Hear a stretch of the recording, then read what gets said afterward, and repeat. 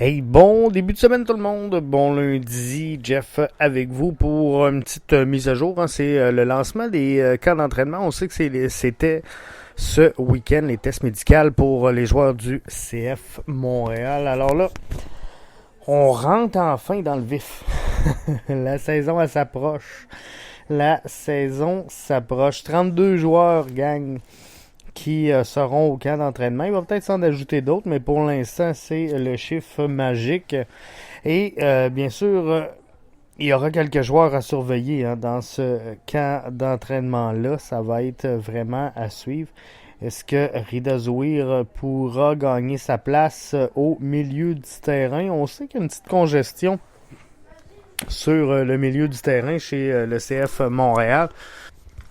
Et quand je regarde l'alignement des joueurs qui seront là pour le camp d'entraînement, c'est Alexandro Biello qui arrive de l'académie, mais il y a Mathieu Chouanière qui est là, qui est établi, Bryce Duke qui est là, qui est établi,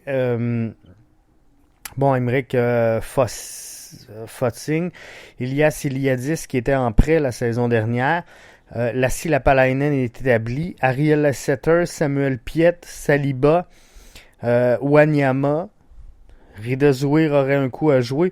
Reste Jesse Saputo. Reste Matteo Chiavoni également qui sont là. Donc beaucoup de milieux de terrain pour les places disponibles. Il y aura une chaude lutte.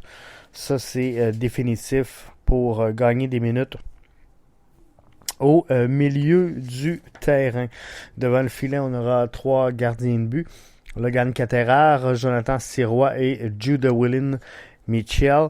On sait qu'il y a beaucoup de rumeurs. Ça serait presque fait, là. Sébastien Breza serait de retour avec le CF Montréal. Donc, il faudra voir s'il y aura confirmation dans ce cas-là. Quoi qu'il en soit, il faudra également regarder ce qui se passe sur le banc.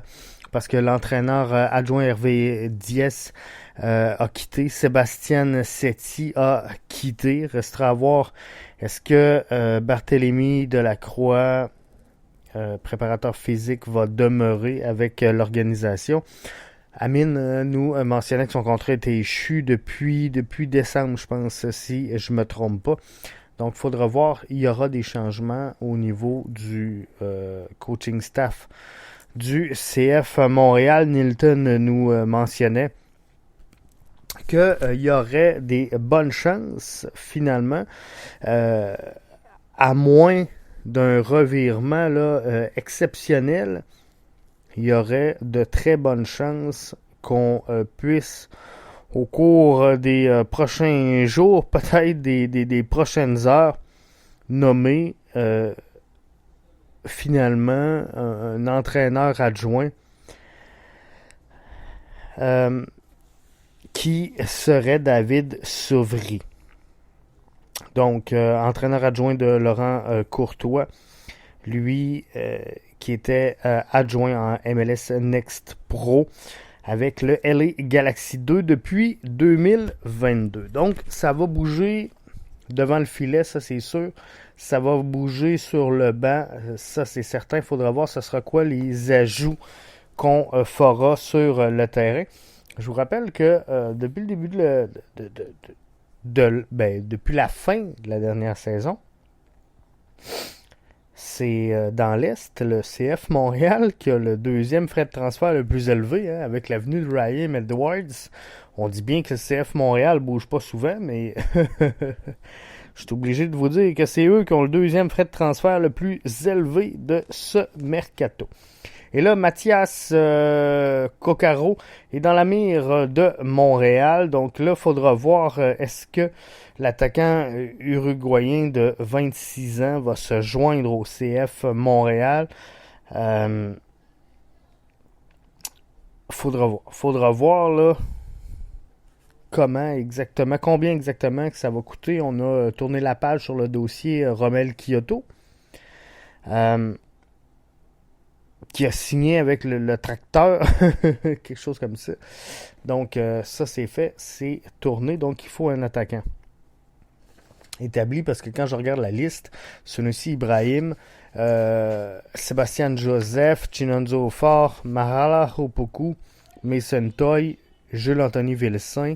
Opoku, on n'est pas certain de son rôle. Faudra voir là, avec Laurent Courtois comment est-ce qu'on va le développer, comment est-ce qu'on va le travailler. Mais pour l'instant, on ne peut pas confirmer que ce sera un attaquant pur. Là. Je pense pas qu'on le voit évoluer dans le rôle de neuf cette saison. Donc, on a un manque de qualité, ça c'est sûr, au devant du terrain chez le CF Montréal. Donc, on va suivre ça avec vous tout au long de la semaine à BBN Soccer. Juste vous dire qu'il y a 4 matchs préparatoires qui ont été annoncés par le CF Montréal le 27 janvier face à Minnesota United, le 7 février prochain face à Atlanta United, le 10 février alors que ce sera les Rapids du Colorado et le 17 février face aux Rowdies. C'est les 4 matchs préparatoires du CF Montréal. Donc restez avec nous. Tout au long de la semaine, on va vous fider sur les nouvelles à ce qui a trait à votre CF Montréal.